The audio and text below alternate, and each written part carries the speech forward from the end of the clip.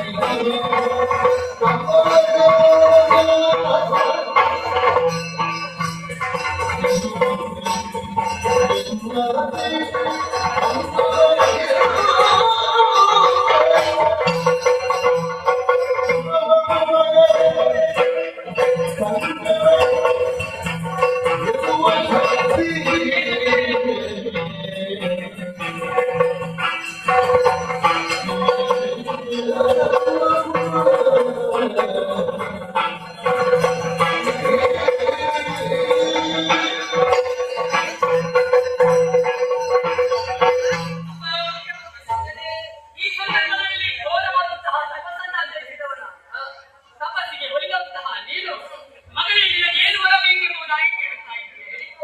ನಾನು ಕೇಳಿದನೆಲ್ಲ ಕೊಡಲೇ ಖಂಡಿತವಾಗಿ ಅಪ್ಪ. ಸುರರು, ಕಿನ್ನರರು, ಕಿಂಪುರುಷರು, ಪುರಂಗರು, ಸಿದ್ಧರು, ಸಾಧ್ಯರು, ಗಂಧರ್ವಾದಿಗಳಿಗಿಂತಲೂ ಕೂಡ ನನಗೆ ಮರಣವೇ ಬಾರದ ರೀತಿಯಲ್ಲಿ ಅನುಗ್ರಹಿಸುತ್ತದೆ. ಅಲ್ಲ, ಮೂರು ಮೂರ್ತಿಗಳಂತಹ ನಿಮ್ಮಿದ್ದರೂ ಕೂಡ ನನ್ನ ಪಾಲಿಗೆ ಯಾವ ಕಾರಣಕ್ಕೂ ಮರಣವೇ ಬರಬಾರದು ತಂದೆ ಕರುಣಿಸಿದ್ದೇನೆ. ನಿಮ್ಮ ಕೈಯಲ್ಲಿ ಆಗಿರುವಂತಹ ಆಯುಧದಿಂದಲೂ ಕೂಡ ನನ್ನ ಪಾಲಿಗೆ ಮರಣ ಕೂಡ ಬರಲಿರಬಾರದು ತಂದೆ. ಅಪ್ಪ, ಇನ್ನೂ ಕೂಡ ಇದೆ. ಏನು ಮಗನೇ? ಸೃಷ್ಟಿ ಸ್ಥಿತಿ ಲಯ ಎನ್ನುವಂತಹ ಮೂರು ಯೋಗಗಳಿಗೆ